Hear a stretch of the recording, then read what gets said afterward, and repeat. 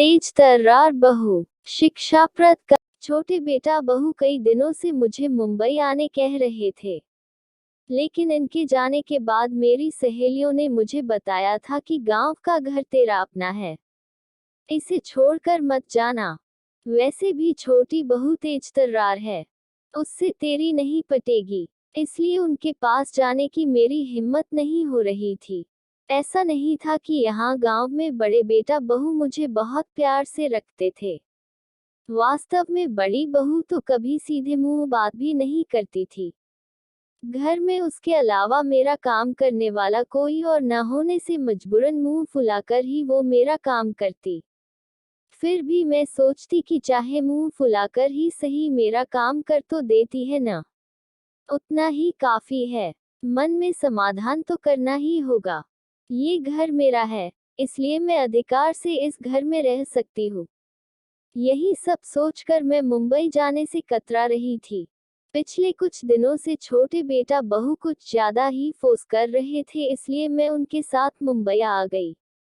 घर में आने के बाद जब मैं बाथरूम गई तो बाथरूम में वेस्टर्न स्टाइल की लेट्रिन सीट देखकर मुझे आश्चर्य हुआ, क्योंकि जब फ्लैट बन रहा था तब मैंने ही जिद करके इंडियन स्टाइल की लेट्रिन सीट लगवाई थी।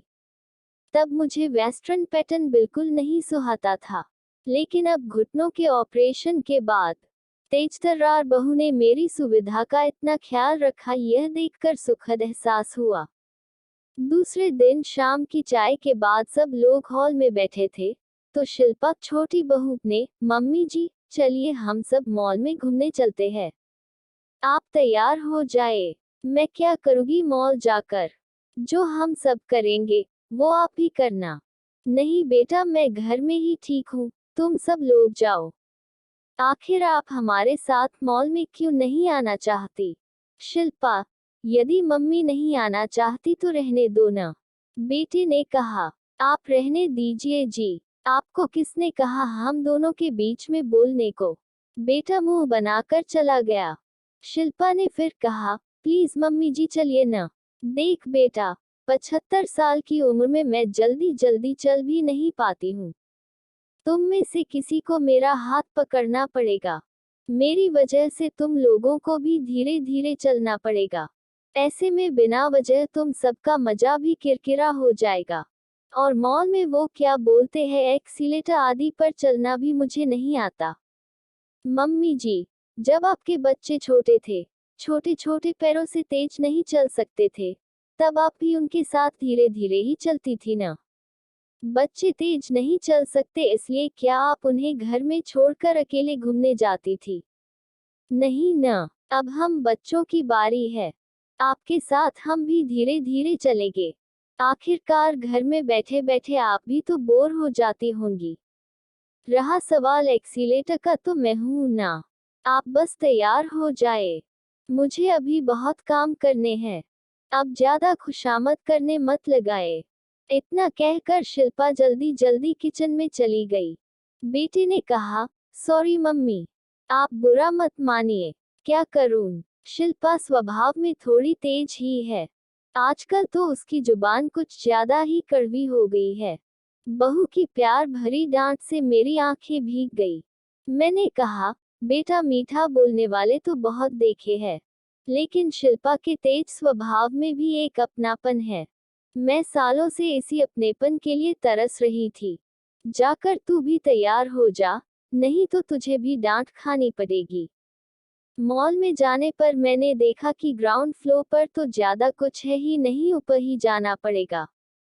बहुरानी जिद करके मुझे मॉल में ले तो आए, लेकिन अब मैं एक्सीलेटर से ऊपर कैसे जाऊंगी? सब मुझे देखकर हंसेंगे। ये सब सोच सोचकर मैं परेशान हो रही थी। इतने में शिल्पा बोली, मम्मी जी हम यहाँ 5 मिनट एक्सीलेटर के पास खड़े रहते हैं। आप आते जाते लोगों को ध्यान से देखिए, वे कैसे पहली सीढ़ी पर पैर रखते हैं, कैसे बिंदास्त होकर एक्सीलेटर पर चलते हैं, जैसे कि घर की सीढ़ियां चढ़ रहे हो। सब अच्छे से देखिए ताकि आपकी घबराहट कम हो। मैं आने जाने वालों को अच्छे से देखने लगी। मुझे किसी के भी चेहरे पर थोड़ा सा भी डर नहीं दिखा। ये सब देखकर मेरा डर भी कुछ कम हुआ। शिल्पा ने कहा, मैं आपका हाथ पकड़ कर रखूंगी। आप बिल्कुल न घबराते हुए मेरा हाथ पकड़ कर रखिए। चलिए, क्या अब आप एक्सीलेटर पर चलने तैयार है? हाँ, ठीक है। ऐसा कहकर मैंने शिल्पा का हाथ कसकर पकड़ लिया। उस वक्त मुझे ऐसा लगा जैसे मैं एक बच्ची हूँ और वो मेरी माँ, जो अपने बच्चे का हाथ पकड़कर उसे एक्सीलेटर पर चलना सिखा रही है। जैसे ही हमने पहली सीढ़ी पर पैर रखा, मेरा बैलेंस थोड़ा सा बिगड़ा, लेकिन शिल्पा का हाथ पकड़े हुए होने से जल्दी ही मैं संभल गई।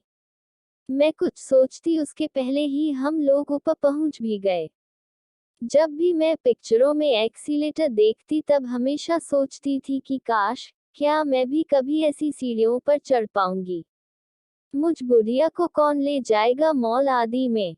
मेरे साथ धीरे धीरे कौन चलेगा? आदि।